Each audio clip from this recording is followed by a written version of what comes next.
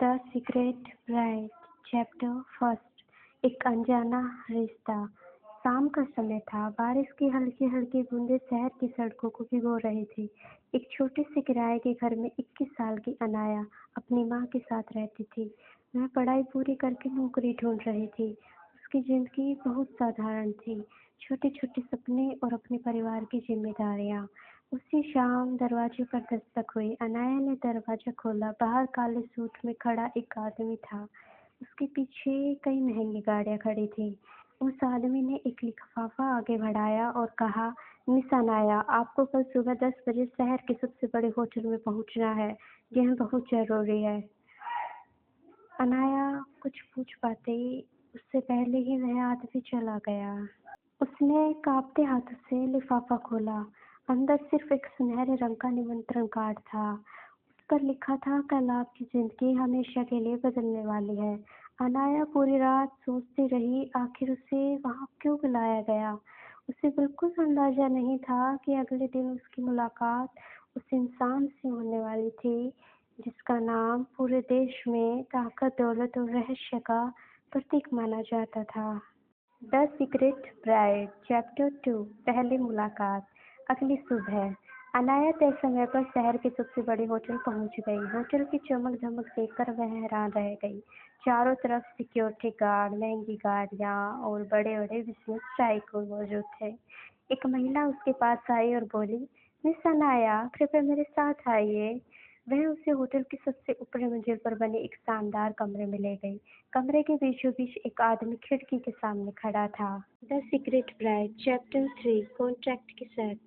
अनाया की नज़र फाइल पर टिक गई। उसने कांपते हाथों से फाइल खोली। सबसे पहले पन्ने पर बड़े अक्षरों में लिखा था, मैरिज कॉन्ट्रैक्ट। अनाया हैरान रह गई। ये शादी का कॉन्ट्रैक्ट? वह धीरे से बोली।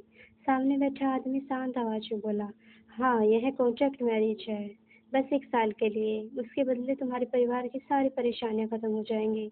अनया ने उसकी तरफ देखा। लेकिन मैं ही क्यों? उस आदमी ने कुछ पल चुप रहकर कहा, क्योंकि सिर्फ तुम ही मेरी जिंदगी बदल सकती हो। इतना कहकर वह खिड़की की तरफ चला गया।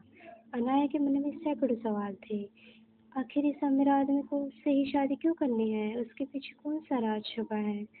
और सबसे बड़ा सवाल, क्या यह सिर्फ एक कॉन्ट्रैक्ट है या इसके पीछे कोई ऐसा सच है जो उसकी जिंदगी बदल देगा? जानने के लिए सुनिए द सीक्रेट ब्राइड चैप्टर 4 एक अनसुनी शर्त। अनाया कुछ देर तक खामोश खड़ी रही। उसके हाथों में अब भी वह कॉन्ट्रैक्ट था। वह धीरे से बोली, अगर मैं इस शादी के लिए मना कर दूं तो?